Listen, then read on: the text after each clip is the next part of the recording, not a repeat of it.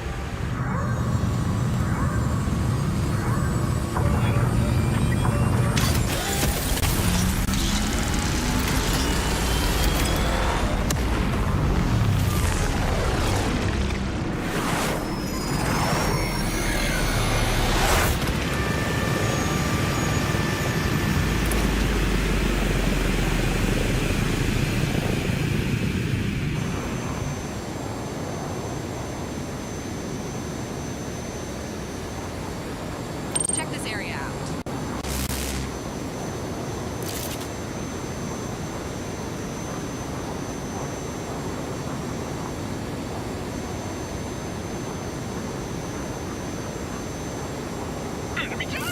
Teammate has secured hex device.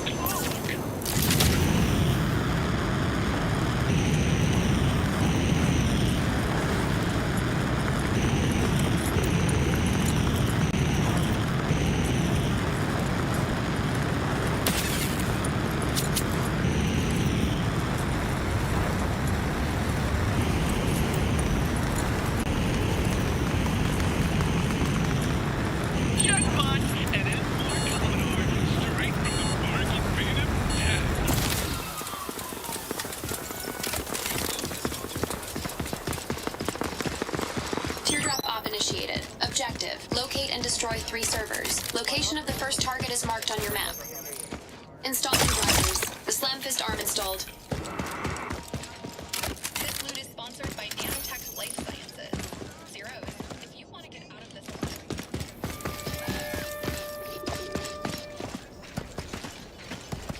Teammate disconnected.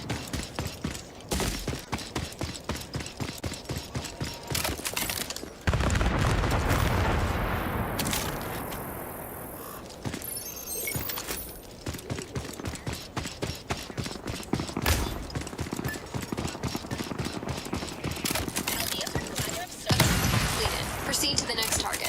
Sponsored by Onyx, giving you the edge to survive.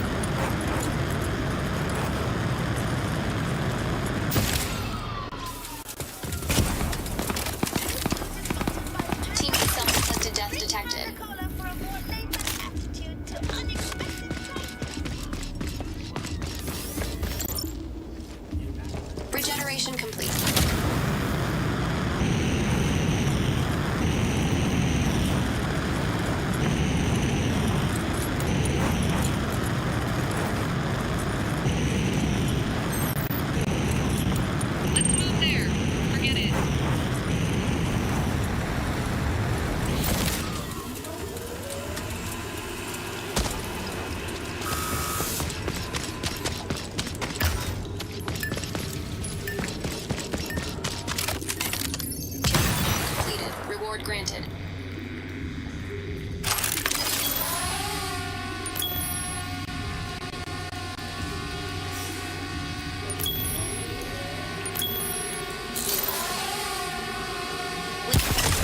The Javelina arm installed.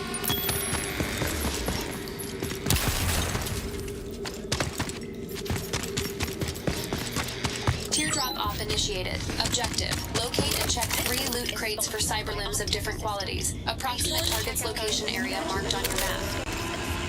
Configuring drivers. The Phosphor Fury arm installed.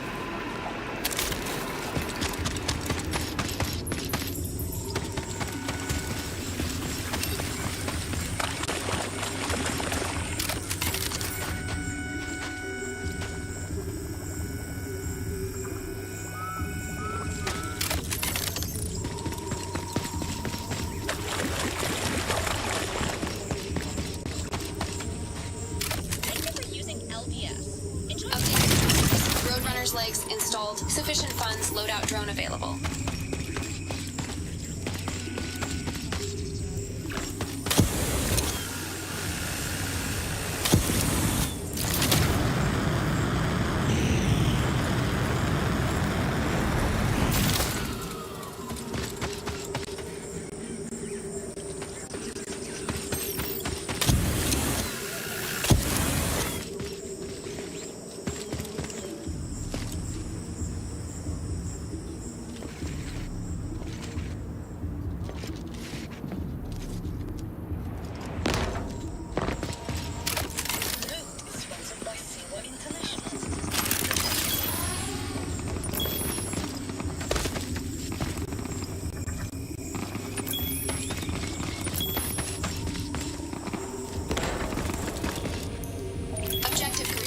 Proceed to the next target.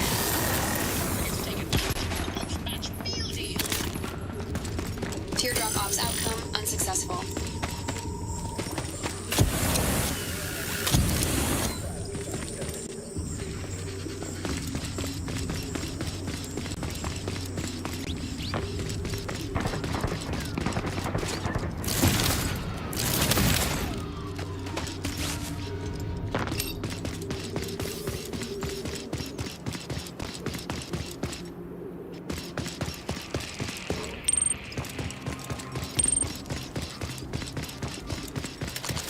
Teardrop op initiated. Objective: fly through all the marked checkpoints using the jetpack. Follow the markers on your map.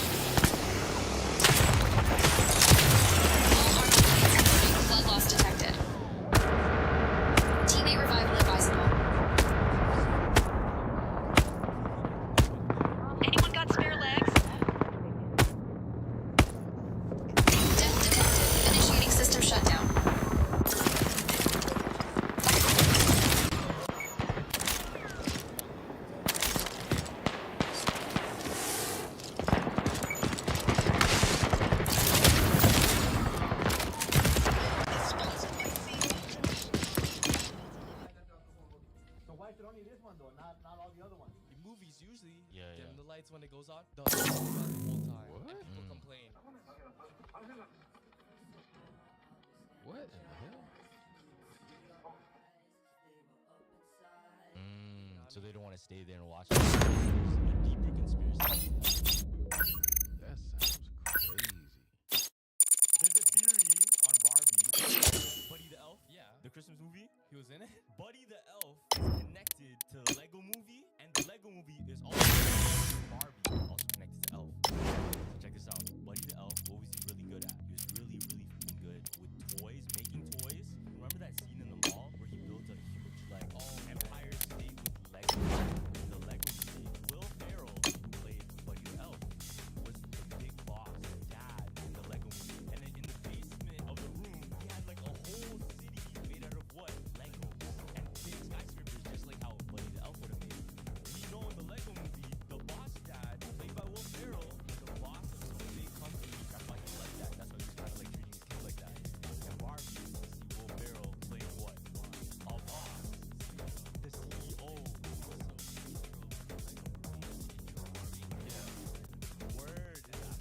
Now you want to get even deeper? So, you know how an elf when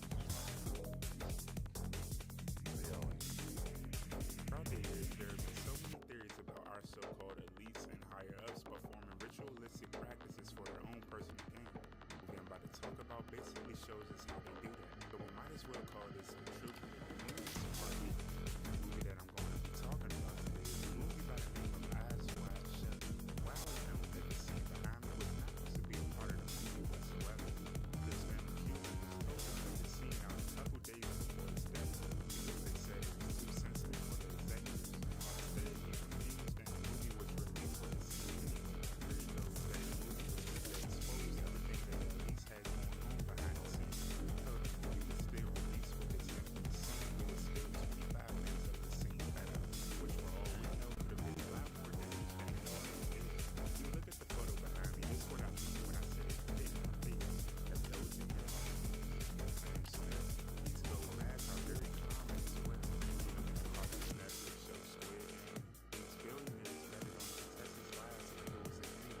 The masks also played a major role in real life at the Rothschild Surveillance Ball in 1972. I don't think I have to go into detail about the Rothschild. Y'all want more information about the Surveillance Ball? Y'all let me know down in the comments. You ever been down the Paramount rabbit hole? Yeah, watch these 22 stars go and hover over the waters and then congregate over the Paramount. Para means what? Means breath. Breath means what? Well, breath means spirit, man. It hovered over the waters in Genesis. So we have, count them, 22 stars, Paramount, Paranormal Mountain. What could be the Paranormal Mountain? I'll tell you what, it's Mount Hermon. What's crazy is in the book of Enoch, 200 angels fell on Mount Hermon and congregated, and there was 22 leaders that were named. Enoch chapter 6, you can pause and read, but 200 angels, 22 of those were named, and these are all the angels that fell down and congregated at Mount Hermon to talk about how they were going to basically take over the world with unrighteousness. I'm not going to leave you guys hanging. I'll give you the opportunity to pause and read all of this, because in Enoch chapter 6 through 10, there's some interesting things that I personally feel like speak to what's going on right now. And when it comes to stars, Revelation 9 talks about a star fell from heaven and Eve given the key to the bottomless pit. Revelation 9:11 talks about Albion, Mount Hermon means the mountain of witch. What chief? Could it be that chief star that looked like lightning falling from heaven? Hey, Yeshua saw it. It's so funny that stars, falling stars, are referred to as angels, and angels referred to as stars, and you got this Paramount with 22 of these named stars, and the name Hermon means devoted to destruction, and in German it means soldier. So this is the mountain of the sheep, where 22 soldiers met to talk about destruction. And it's so weird that celebrities are called stars, and there's the Hollywood Walk of Fame with all of these stars that are named. I'm wondering if all angels have a happy bring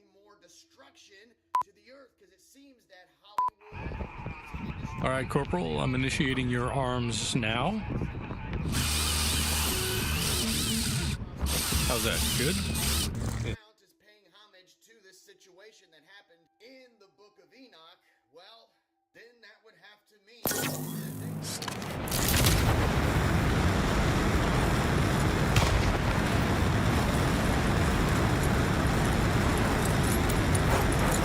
Danger.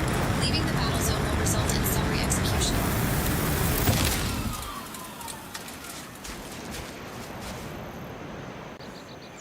Self-damage has resulted in fatality.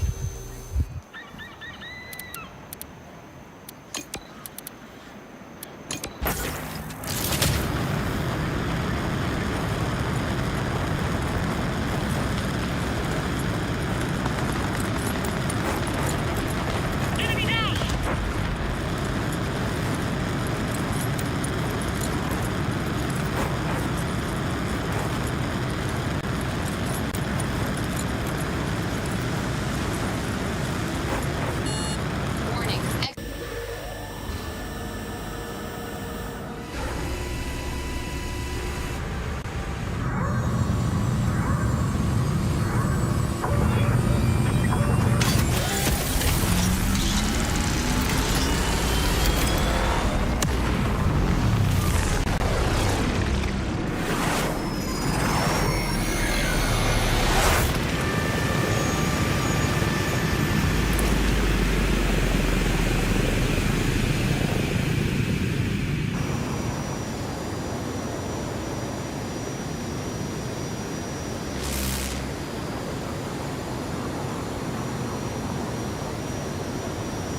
Let's move there!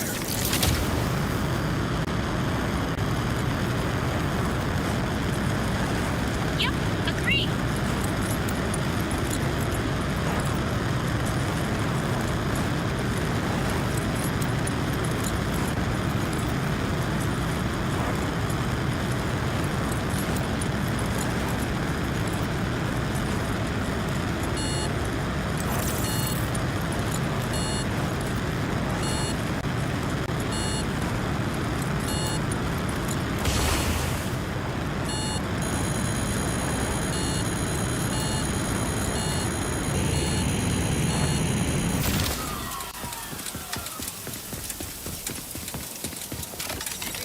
Sponsored by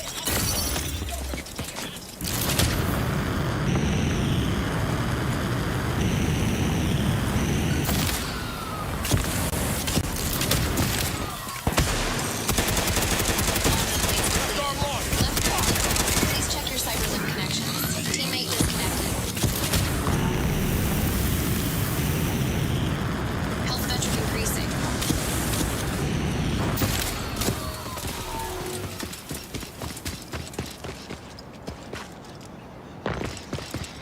Tier drop-off initiated. Track down and eliminate hostile gear.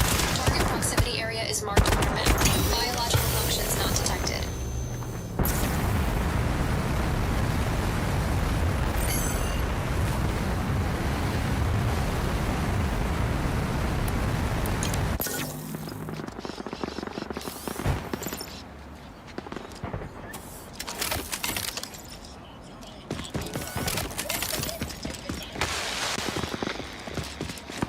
Body regeneration 100%.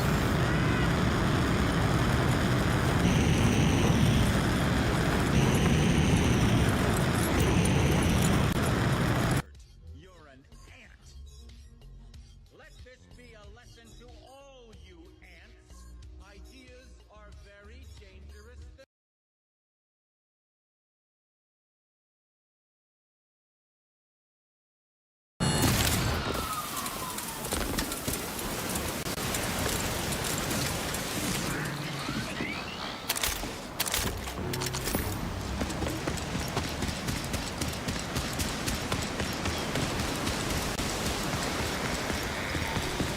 Tier drop-off initiated. Objective. Locate the hex and extract it using a hex vector. Check your map for details.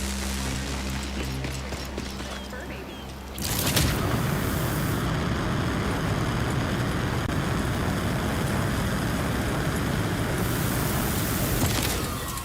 Teammate reconnected. Teammate assistance required.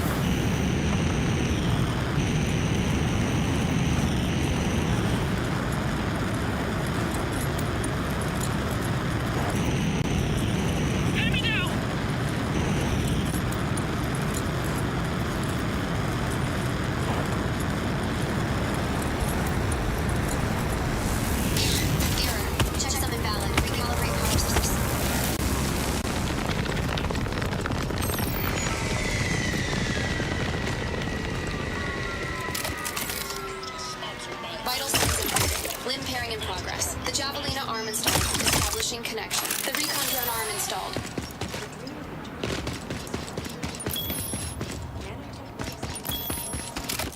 Loot is sponsored by Legs attached. together on the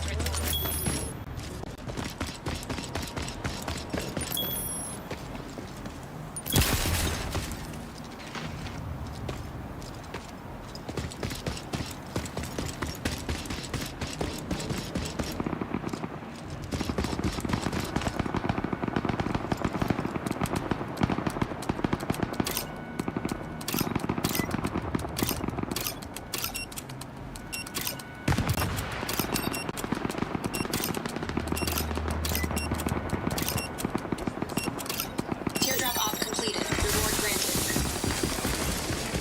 Enemy down!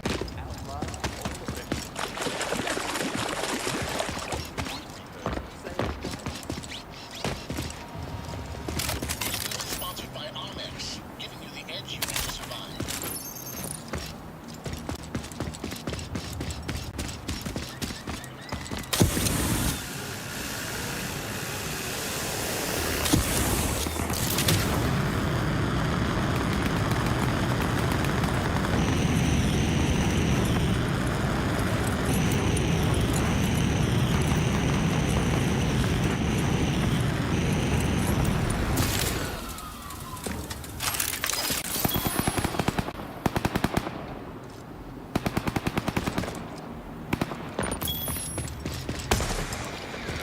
Teardrop op initiated. Objective: shoot down the drone and claim its cargo.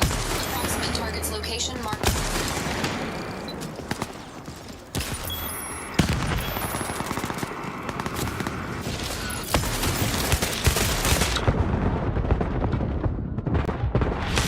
You are hit. Your team has successfully eliminated the kill.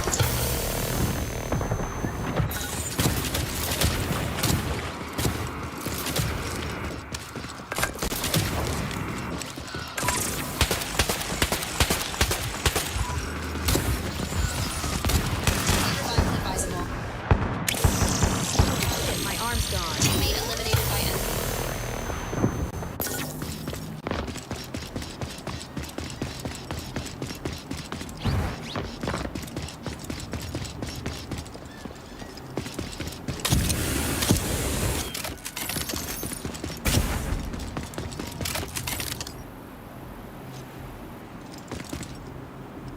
Body regeneration 100%.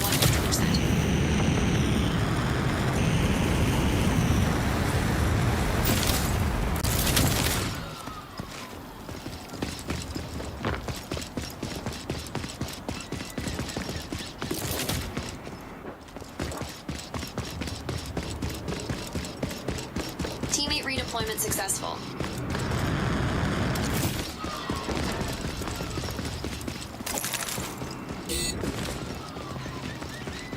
Downloading drivers. The Buzzkiller arm installed. Installed. Teardrop ops failed.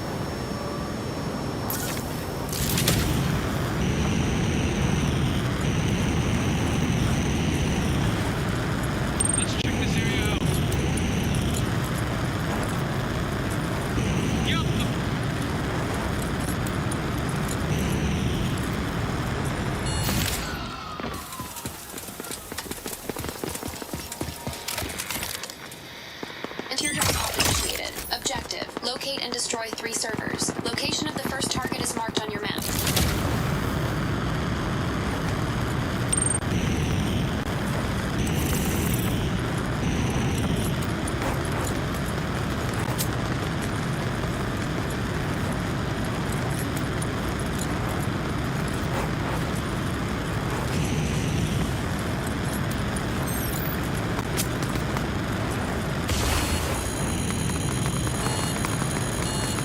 Objective completed. Proceed to the next target.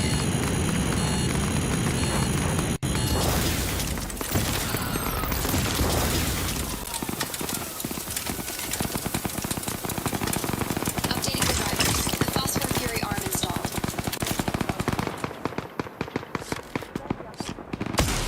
Teammate revival needed ASAP.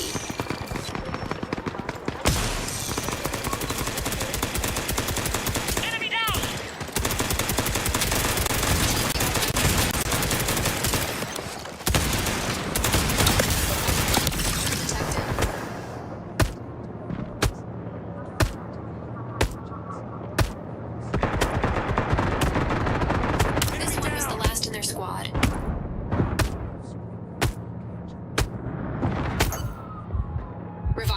Reviving. Vital signs improving. The mirror breaker's legs installed.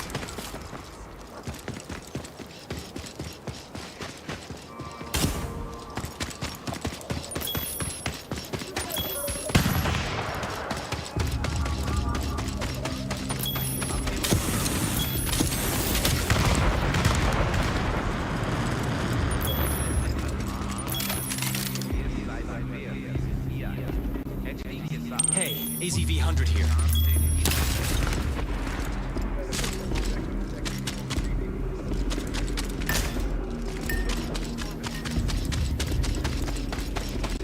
Teardrop op completed. Reward granted.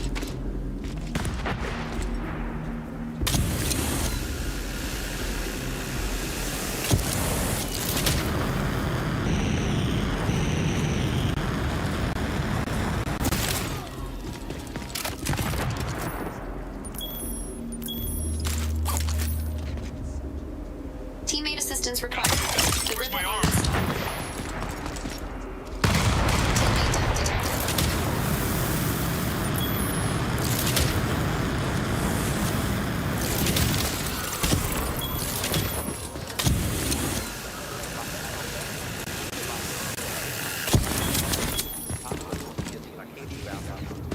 Enemy Cyberlimb has revealed your position.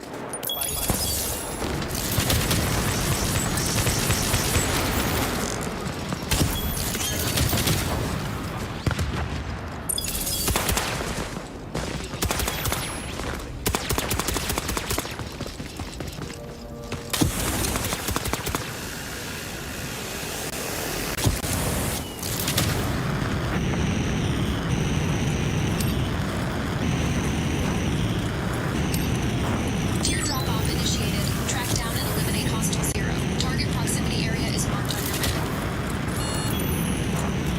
Enemy zero sight.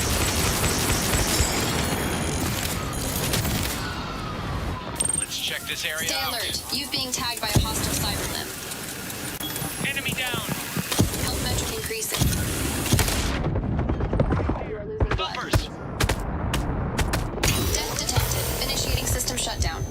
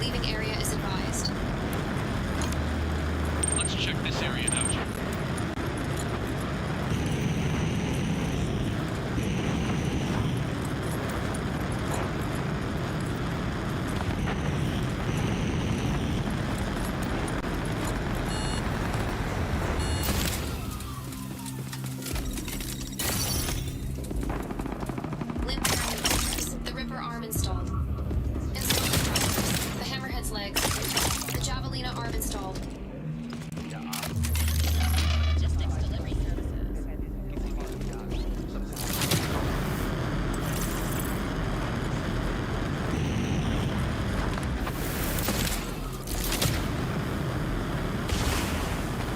Let's check this area out.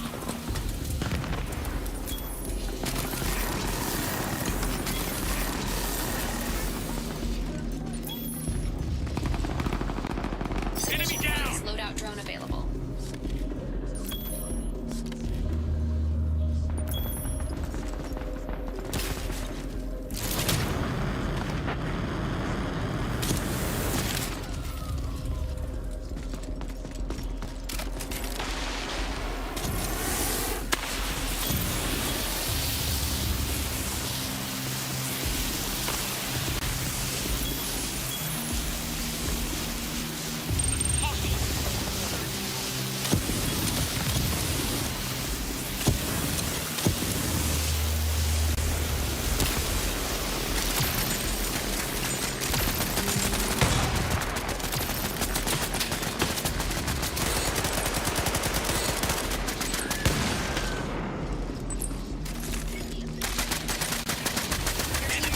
The last enemy in their squad.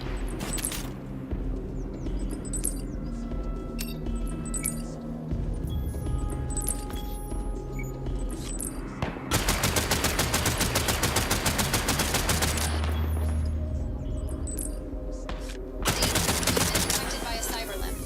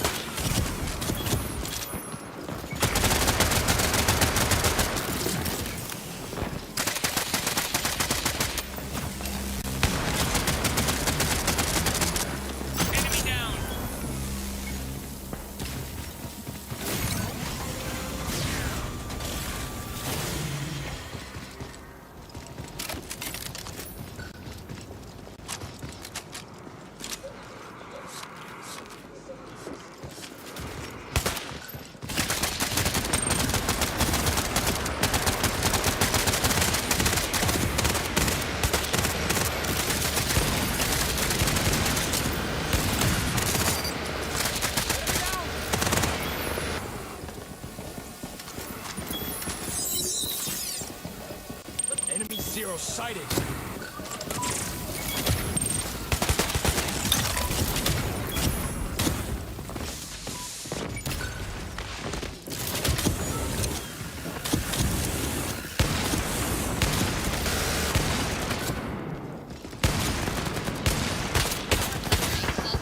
Enemy down.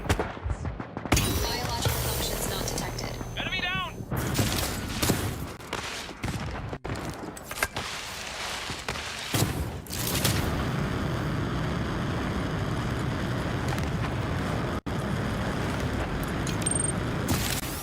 Sufficient balance. Ground drone available. Body regeneration 100%.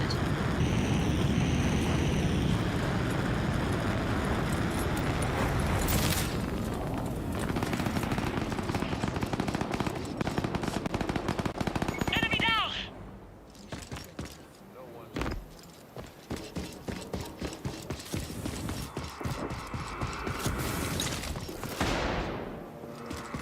Battle advisable. Teammate eliminated by enemy. Let's check this area out. Let's check this area out.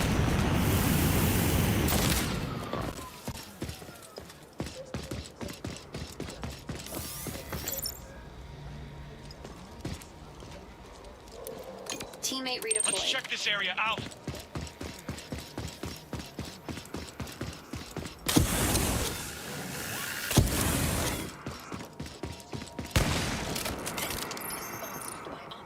Down. The mirror breaker's legs installed.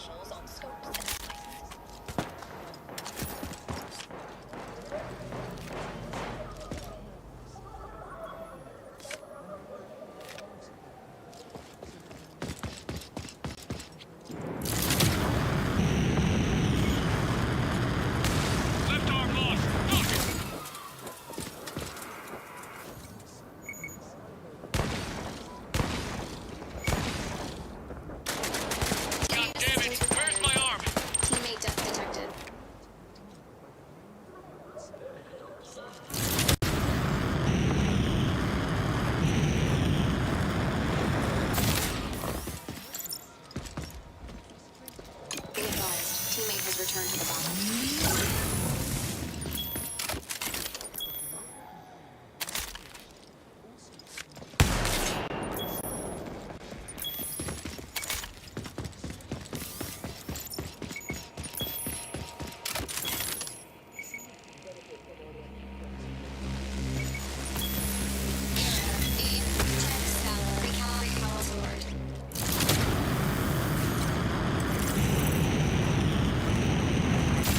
You have enough funds to call the drone. Vital signs improving.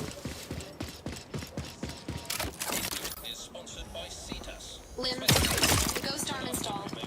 Teardrop off initiated. Track down and eliminate hostile zero. Target proximity area is marked on your map. Enemy Cyberlimb has revealed your position.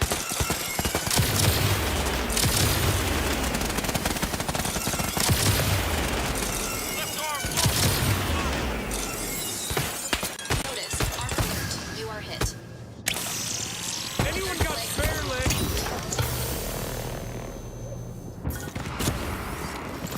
Sufficient funds, loadout is available. Regeneration complete. Stay alert. You've being tagged by a hostile cyberlimb.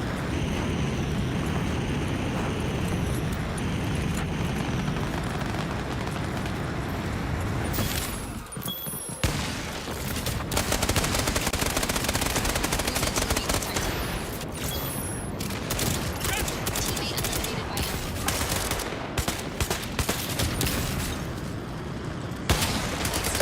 blood loss detected. Reviving in progress. Health metric increasing.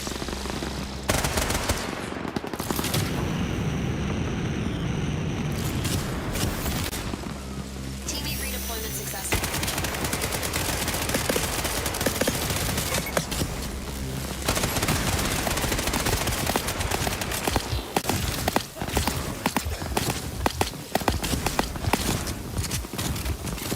Establishing connection. The pair vital signs improving.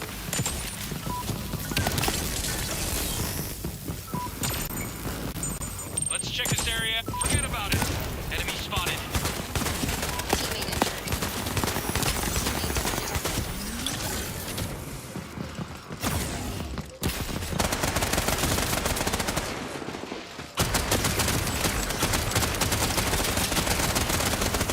Left arm. Teammate revival needed ASAP. Your team has eliminated the enemy squad. Teammate killed.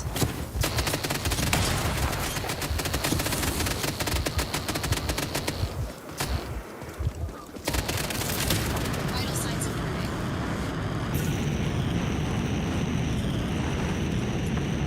Targets are bound. Teardrop activated.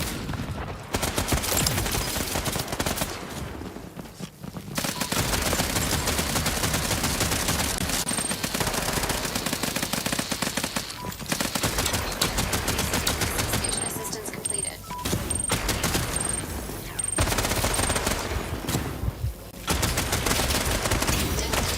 Initiating system shutdown.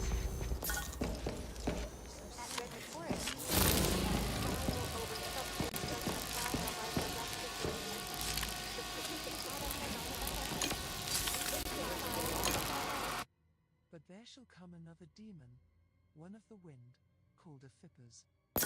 Him will I bind, and him will I bring up from the deep. And Solomon asked, How is it that your son resides in the depths of the sea, and what is his name? And the demon answered, Do not ask me, for you cannot learn that from me. He will come to you by command, and will tell you openly. So Solomon said to him, Tell me, in which star do you reside? And the demon answered, The one men call the evening star. And Solomon again said to him, Tell me by what angel you are frustrated. And the demon answered, By the holy name of the Almighty God. If I be commanded by the great name of the power Eli, I disappear at once. Solomon was astounded when he heard this, and ordered him to saw up the Theban marbles. When the other demons saw Beelzebub, they cried out with a loud voice, howling because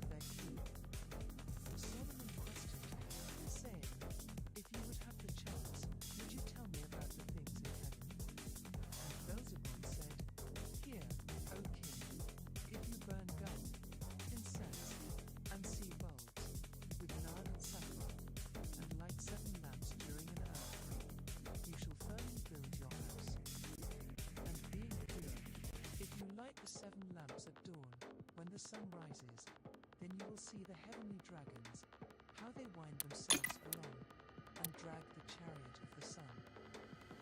Having heard this, Solomon believed Beelzebul was mocking him, and rebuked him, saying, Be silent this very moment, and continue to saw the marbles, as I commanded you. And by the divine power vested in him, the demon obeyed. To the Jews, Beelzebul is the same Satan, as well as the Canaanite god Baal, or Baal. Some say that Satan and Lucifer are the same, but it is widely believed that they are two separate rulers, although they were both cast from heaven and rule over hell.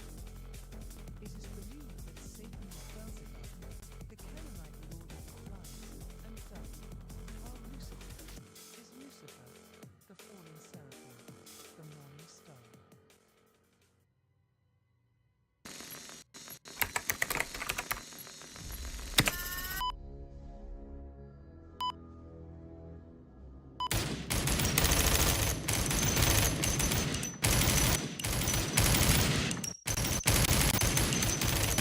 Beelzebul was mocking him, and rebuked him, saying, Be silent this very moment, and continue to saw the marbles, as I commanded you. And by the divine power vested in him, the demon and Solomon commanded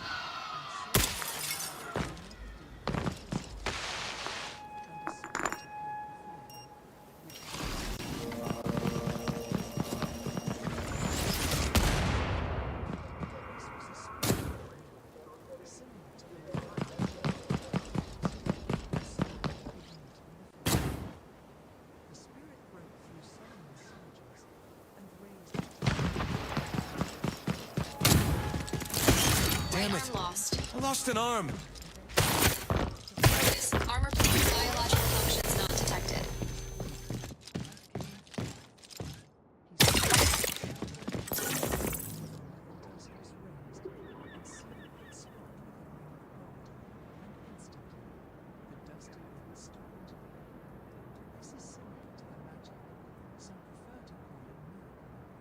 Jesus did in the book of John 9 verse 6, where Jesus spat on the ground,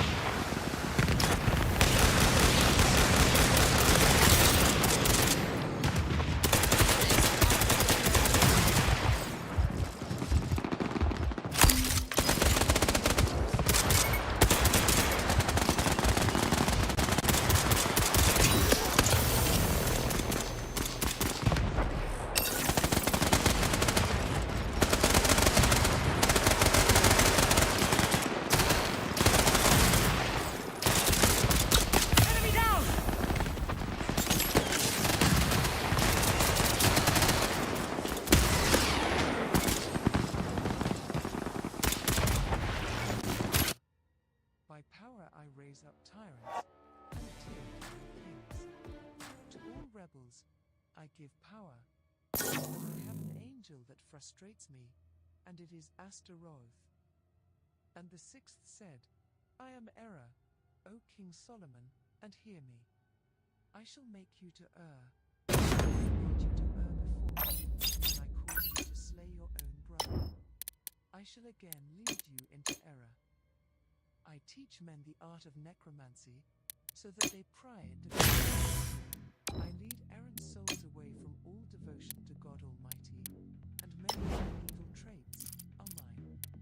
But I have an angel that frustrates me, and it is Uriel. The incident the spirit of error spoke of referred to Solomon's elder brother, Adonijah, whom Solomon executed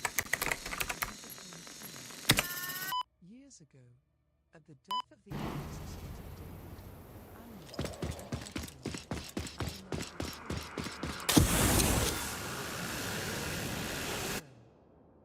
but the prophet Nathan warned David.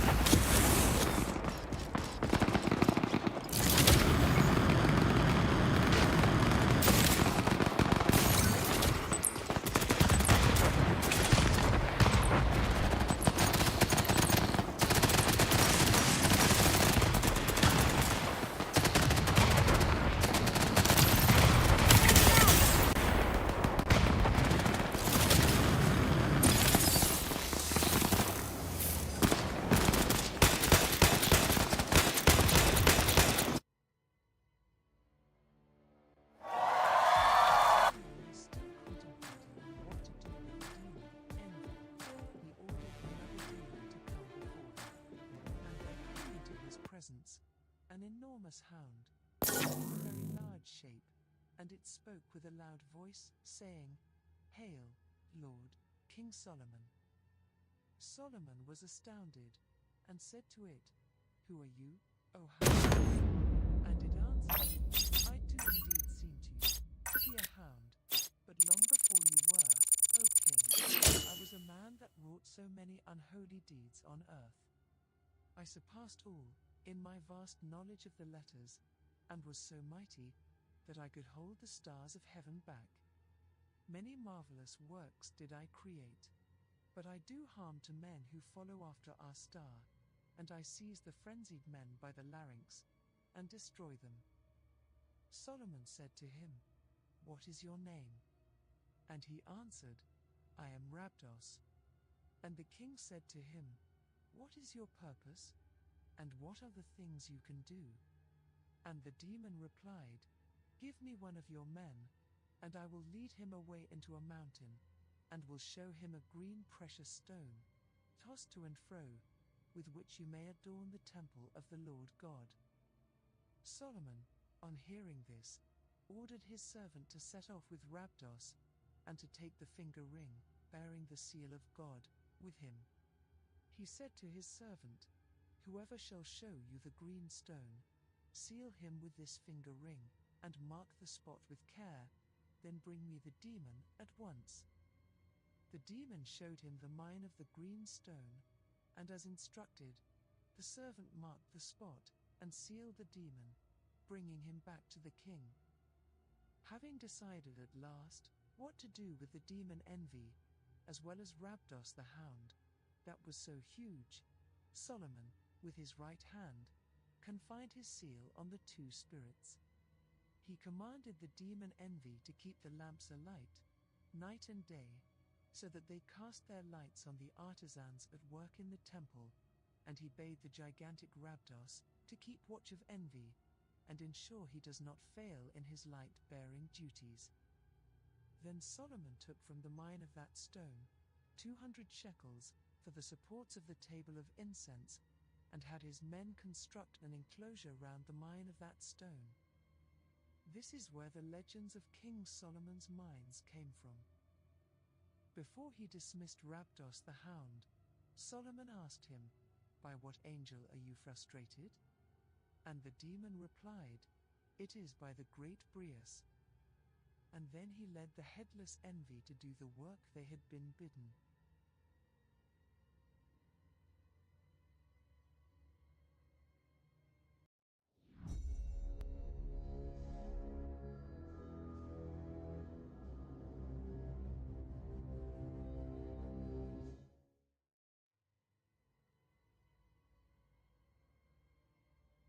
After the demon hound, Rabdos, had been bound, Solomon bade another demon to come forward, and there came before him a spirit, in the form of a mighty lion, roaring loudly. Then he stood before the king, and said, "O king, in the form which I have, I am quite a spirit who cannot be perceived. I leap upon all men who lie prostrate with sickness, coming stealthily along. I render the man weak, so that his body is enfeebled. But I am equally capable of glorious deeds, for I cast out demons, and I have under my control many legions of spirits. I am well received by all those who I take possession of, along with all the demons belonging to my legion." And Solomon asked him, "What is your name?" And he answered, "I am Wrath, the lion-bearer." And Solomon said to him, "How are you to be frustrated, along with your legions? What angel is it that frustrates you?" And he answered, "If I tell the name, I bind not only myself, but also the legions of demons under me." So Solomon said to him, "I implore you in the name of the god Sabaoth, to tell me by what name you are frustrated, along with your host." And the Spirit answered him, saying, "He is the great among men, who is to come, and who is to suffer many things at the hands of men. His name is Emmanuel. It is he who has bound us, and who will then come and plunge us into the deep? By the name Emmanuel, the lion-bearer refers to the Son of God, Jesus Christ. Solomon condemned his legion to carry wood from the thicket, and condemned the great lion-bearer himself to saw up the wood with his powerful teeth for the burning in the unquenchable furnace of the temple of God.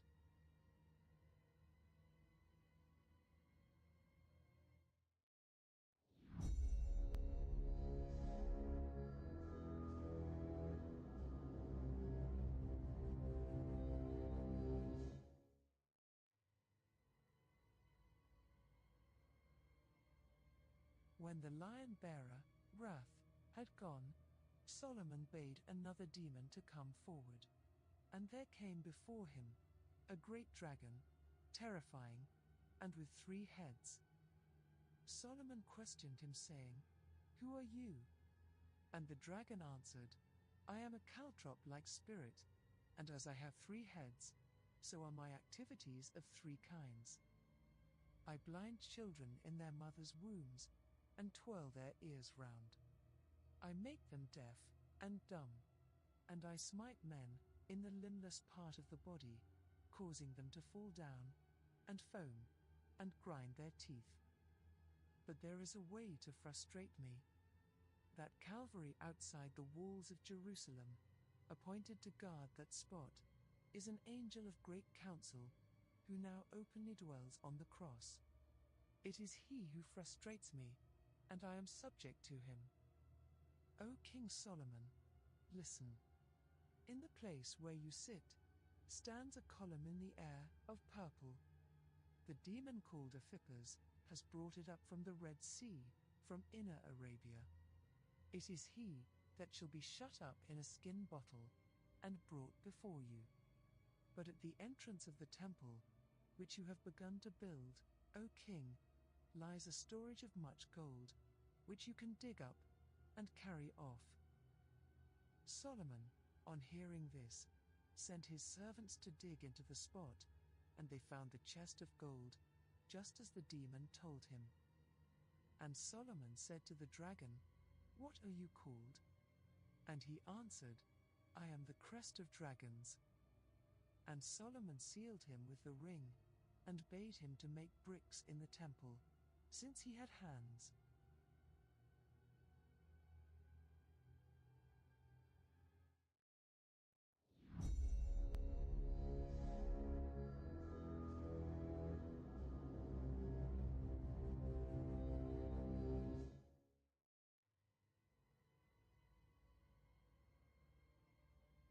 After he had sealed the crest of dragons, Solomon bade another demon to present himself. And there came before him a spirit in woman's form, that had a head and half a body, but without any limbs, for they were invisible, and her hair was dishevelled. And Solomon said to her, "Who are you?" But she answered, "Nay, who are you? And why do you want to hear concerning me? But as I stand bound before your face, if you would learn, go then into your royal storehouse, and wash your hands. Then sit down afresh before your tribunal, and ask me questions, and you shall learn, O King, who I am." And Solomon did as she told him, so that he might hear of her deeds, the extent of her powers, so that he might reprimand them, and manifest them to men. He sat down, and said to the demon, "What are you?" And the demon said, "I am Obizuth, as men call me, and I do not sleep, nor tire. By night, I go round over the world, and visit pregnant women, who are due to give birth, divining the hour I take my stand. As the woman goes into labor, as she pushes forth the child, I go in for the child, and make sure it does not live, for I strangle it to death. But if I am not lucky, I retire to another place, and look for the next child, and the next. I do not retire unsuccessful, even for a single night, for I am a fierce spirit, known by many names, and able to take on many forms. Indeed, Abizuth is a fierce demon, a very terrible one. Known as Abizu in European myths, and as Hal, or Al, in Persian myths, she is said to cause miscarriages and the death of newborns, motivated by envy for what she could never have. She was once human and could not beget a child, for she was infertile. Some say she is the same as the Greek Medusa, that she's Medusa's head turned into a demon. But this is likely not so, as they share no similarities, except that sometimes Abizuth appears with a head full of snakes, or other serpentine features, similar to a gorgon. But as she said, she is a spirit capable of many forms. And Solomon asked her, saying, "Where is your residence, Abizuth?" And she answered, "Here and there do I roam, and like the sun, from the east to the west do I go my rounds. But, as it is now, you have sealed me with the ring of God, yet you can do nothing. I stand bound before you, but you will not be able to command me, for I have no work, other than the destruction of children, the making their ears to be deaf, and the working of evil to their eyes, the binding of their mouths and tongues with a bond, so they shall not speak, the ruining of their minds, and the affliction of pain in their bodies. I can be of no other service." When Solomon heard this, he again slowly beheld this demon, and marveled at her appearance. Her lower body was nowhere to be seen, it was hidden by the darkness, or perhaps she had none. Her voice was clear, her eyes were bright and shiny, and her long but unkempt hair was tossed wildly, like that of a dragon. And he said to her, "Tell me by what angel you are frustrated, O evil spirit." And the demon answered, "By the angel of God, called Apharot, who is better known to men as Raphael. It is he who frustrates me, now and for all time. If his name be written on a woman in childbirth, then I shall not be able to enter her and harm her child."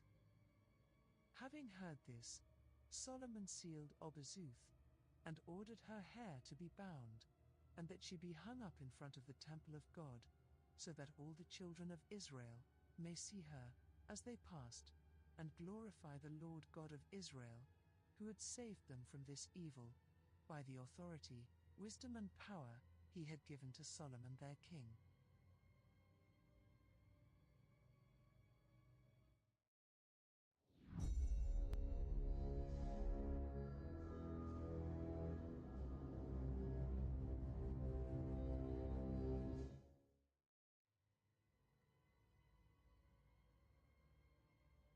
When the evil Abizuth had been dealt with, Solomon again ordered another demon to come before him.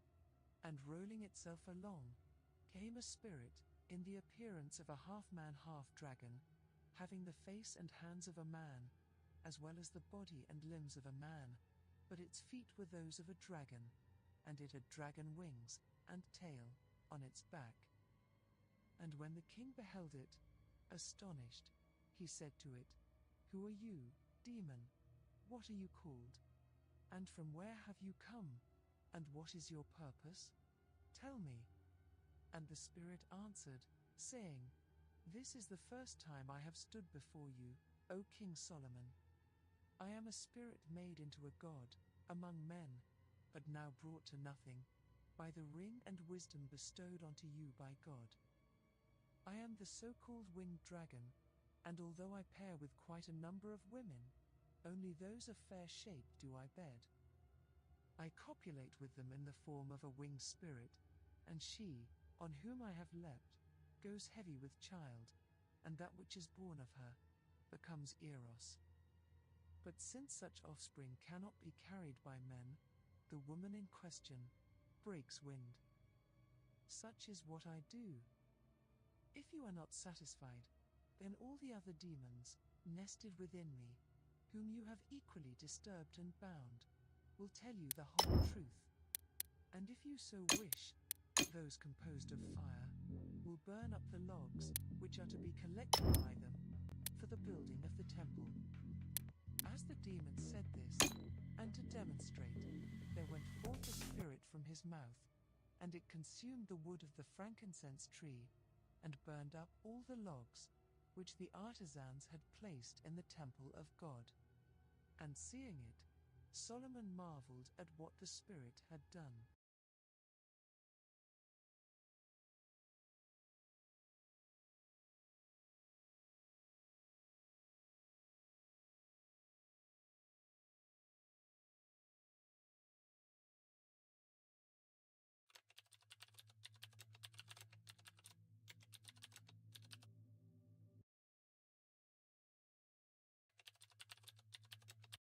But this isn't the benevolent creator we've been taught to worship.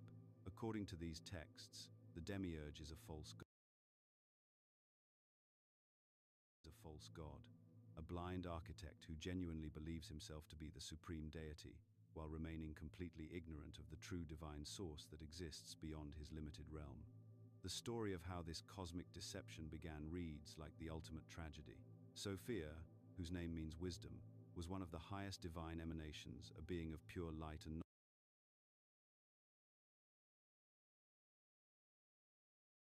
called the demiurge, literally meaning craftsman or artisan. But this isn't the benevolent creator we've been taught to worship.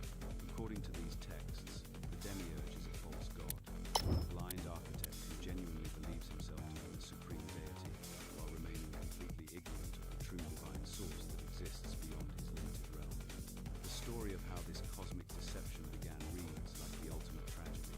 Sophia, whose name means wisdom, was one of the highest divine emanations, a being of pure light and knowledge existing in the Pleroma, the realm of divine fullness. But Sophia made a fateful decision.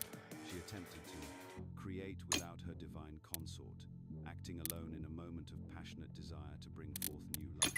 What emerged from this solitary act of creation was something monstrous, Yaldabaoth, described in the texts as having the face of a lion, the body of a serpent, and eyes that flash with lightning. This entity, born from divine essence but lacking divine wisdom, immediately declared himself the one true God. "I am God," he proclaimed, "and there is no other besides me," a statement that revealed both his power and his profound ignorance of the true divine realm beyond his perception. But Yaldabaoth didn't stop with self-deification. He set about creating an entire hierarchy of subordinate entities to help him rule over the realm he was constructing. These became known as the archons, a word that comes from the Greek archane, meaning to rule or to command. But here's what makes this so chilling. The Gnostics understood that these weren't noble rulers or benevolent guardians. They were cosmic parasites, entities that sustained themselves by feeding on human confusion, fear, and spiritual ignorance. The structure Yaldabaoth created was breathtakingly systematic. 12 primary archons, each aligned with the signs of the zodiac, governing the broader patterns of human experience. 7 planetary archons, corresponding to the classical planets, controlling the more immediate influences on human consciousness. And beneath them, 365 lesser archons, one for every day of the year, ensuring that human beings would be subject to their influence every single moment of their existence. This creates what the texts describe as a vast cosmic machine, a kind of spiritual prison designed to trap human souls in endless cycles of time, illusion, and control. Every day, every month, every year becomes part of an elaborate system designed to keep us distracted from our true divine nature and focused instead on the material realm that the archons can manipulate. But here's what makes the archons truly insidious. They don't need to control the external world if they can control the internal world of human consciousness.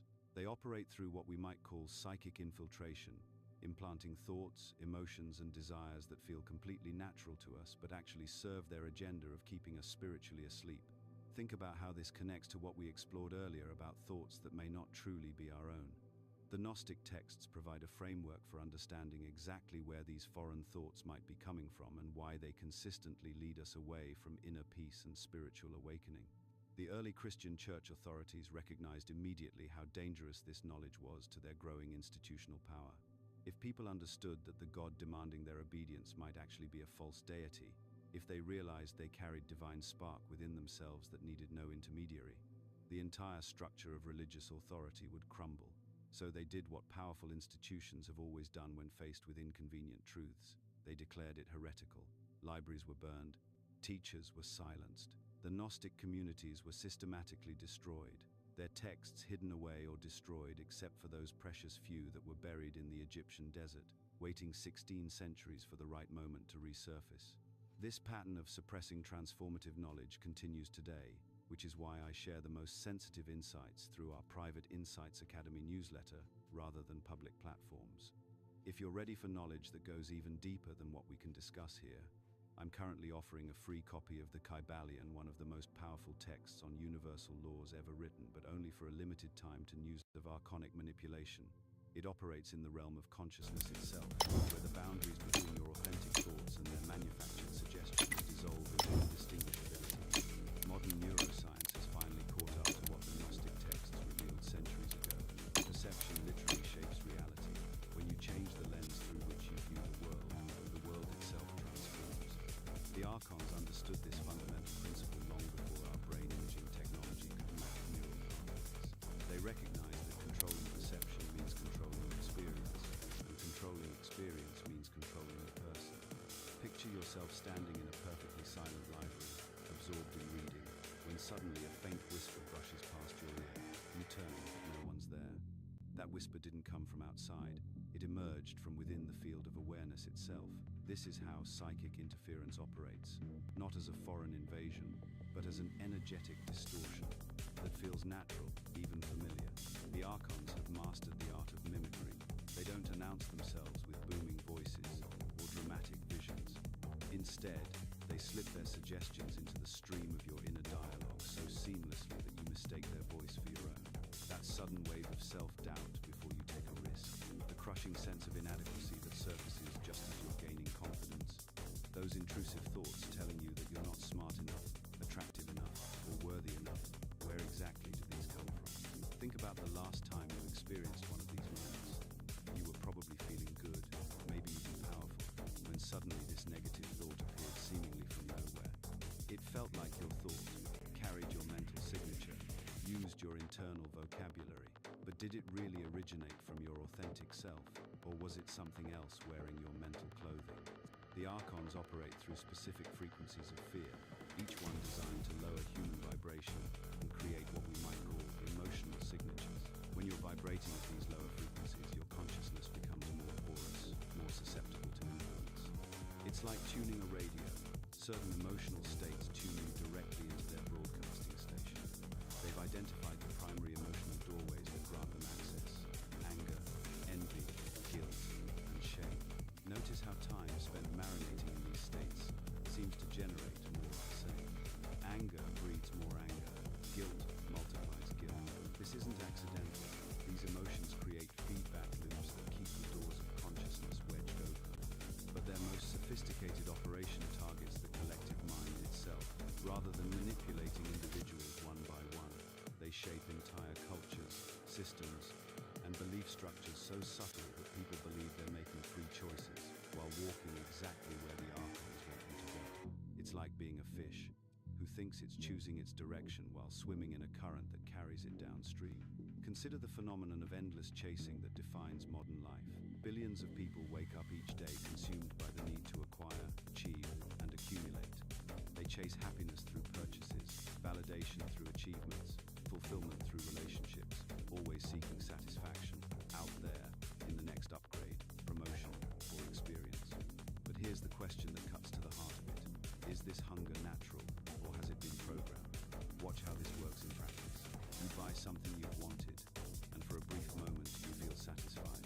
But then, almost immediately, that satisfaction fades, and the hunger returns, now focused on the next object, the next goal, the next fix. This isn't the natural rhythm of human desire. It's the signature of artificial programming designed to keep you perpetually reaching outward instead of looking inward, where your actual power resides. The archonic strategy of distraction operates like a master magician's misdirection. Keep humanity scattered through endless noise, manufactured conflicts, and desires that can never truly be fulfilled. When people are exhausted, divided, and overstimulated, they become remarkably easy to guide. More importantly, they become easy to feed upon. Because that's what the Archons fundamentally specific frequencies that humans radiate when spiraling into fear, shame, anger, or desperation. These emotional states generate a kind of psychic nutrition that sustains their existence. The more humans they can keep trapped in these lower vibrational states, the more abundant their food supply becomes. But here's the trap within the trap, the most insidious layer of their operation. They want us fighting shadows while never questioning the prison itself. They keep us focused on politics, identities, possessions, and surface-level conflicts. Anything that prevents us from turning our attention inward to discover our true nature. As long as we're arguing about which political party is right, which lifestyle is superior, or which belief system is correct, we're not examining the fundamental assumptions that create the entire game board. Their most devastating attack targets not just our thoughts, but our very sense of self. They work tirelessly to keep us doubting our worth, comparing ourselves to others, and always looking outward for validation, meaning, and power. Because they know something that most humans have forgotten. Within each person lies a spark of genuine divinity, a connection to source consciousness that, once awakened, makes their manipulation impossible. This is why the Gnostic texts placed such emphasis on gnosis, direct, experiential knowledge of your divine nature. When you truly know who you are, when you recognize the eternal consciousness that animates your temporary form, the archons lose their grip, their whispers become obviously foreign, their suggestions lose their persuasive power, their entire system of control crumbles in the face of authentic self-knowledge. The invisible prison only works as long as the prisoners don't realize they're imprisoned. But once you see the bars, once you understand the mechanisms of control, the door begins to swing open. And that's exactly what we're going to explore next. How to recognize these influences in real time and reclaim the sovereignty of your own consciousness. Picture this. You're walking through what you think is an open field, but you're actually inside the world's most sophisticated maze. The walls are invisible, made not of stone or hedge, but of time itself. Every path you think you're choosing freely leads exactly where the architects intended. This is the temporal prison the Gnostics warned us about, where archons don't just influence individual minds, but bend the very flow of history into repeating patterns that harvest human energy on a massive scale. Look at the cycles playing out around us. Civilizations rise with hope and innovation, then collapse under the weight of corruption and division. Wars erupt over the same fundamental conflicts, resources, ideology, territory, just with different flags and weapons. Economic bubbles inflate and burst with predictable regularity, each time catching millions off guard despite the obvious patterns. The Gnostic texts describe this as the Archon's mastery over Chronos, linear time, which they manipulate like a film editor, splicing together scenes to create a desired narrative. The Apocryphon of John reveals something chilling about their methods. They cast a spell upon the eyes of Adam and Eve, so that they might not perceive their nakedness. This isn't just about the biblical story. It's describing how archons create false appearances that keep us from seeing our true situation. They're masters of illusion, not creation. They can't make something from nothing, but they can twist existing truth into unrecognizable forms. Consider how this plays out in our spiritual seeking. Over thousands of years, every authentic mystical tradition has been systematically infiltrated and corrupted. Ancient texts get translated with key passages altered or removed entirely. Sacred symbols are inverted, the pentagram flipped upside down, the swastika stolen and perverted, the cross transformed from a symbol of transcendence into one of suffering and guilt. Mystery schools that once taught direct divine connection become hierarchical institutions demanding obedience to human intermediaries. The pattern is always the same. Take something that connects people to their inner divine spark and twist it into something that makes them dependent on external authority. Original Christianity, with its emphasis on the kingdom of heaven within, becomes a religion of sin and salvation through priests. Buddhism's teaching of inner awakening gets packaged into endless rituals and devotions to statues. Even modern spirituality falls into the trap. Ancient practices get commercialized into weekend workshops. Meditation becomes an app you subscribe to, and yoga transforms from a complete spiritual science into a fitness trend. This corruption is strategic beyond measure. The fastest way to keep someone asleep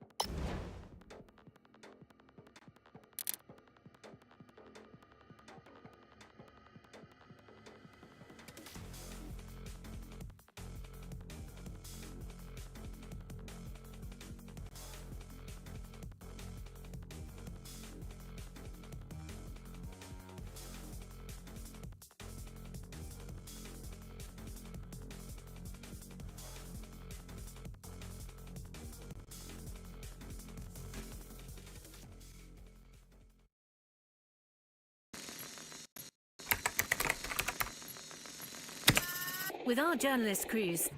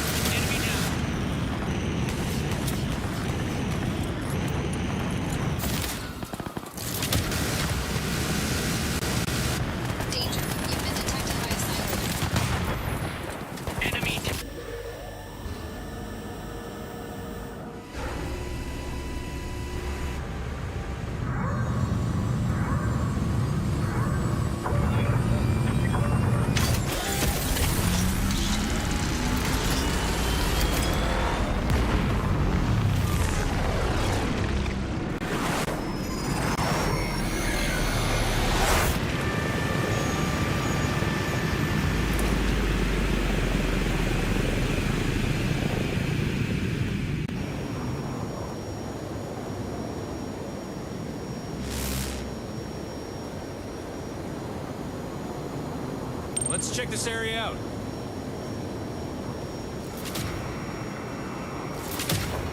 I'll join you there.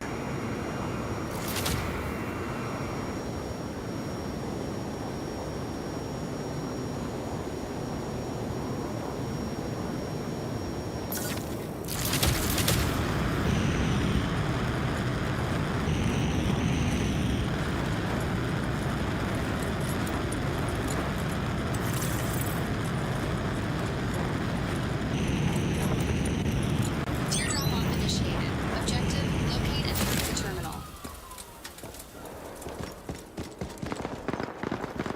Teammate assistance required. Hack the terminal. Enemy spotted. Never mind. Hostile zeros over there. Forget about it.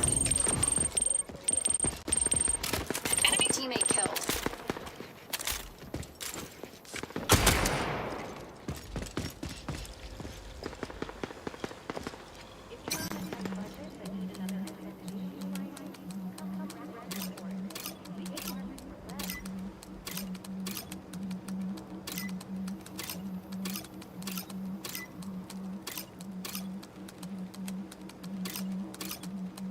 Teardrop op completed. Reward granted. Is sponsored by B Snacks. When Limb packages. The Ripper arm installed. Teardrop op initiated. Track down and eliminate hostile zero. Target proximity area is marked on your map.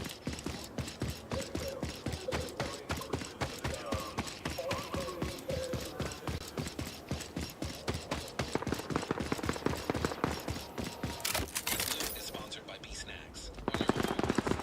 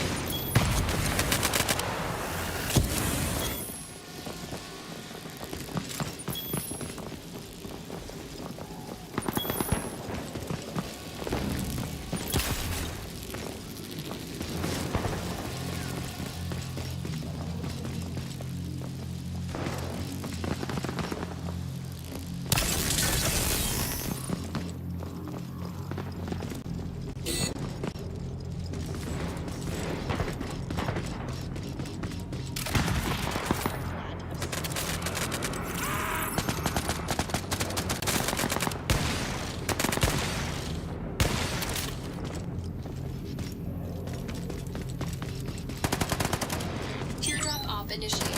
Objective, fly through all the marked checkpoints using the jetpack. Follow the markers on your map.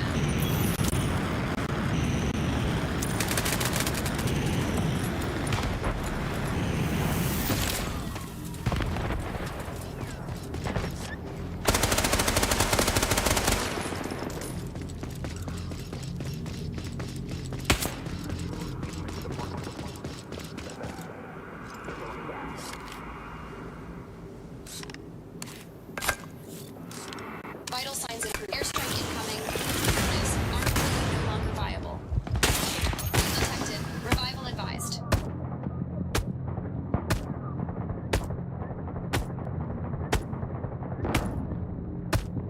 Enemy down! Biological functions not detected.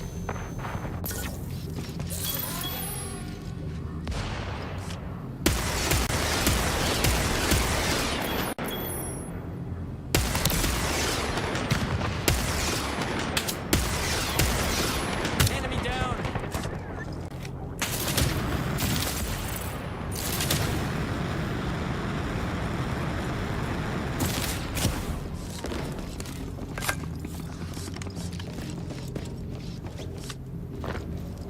Redeployment successful.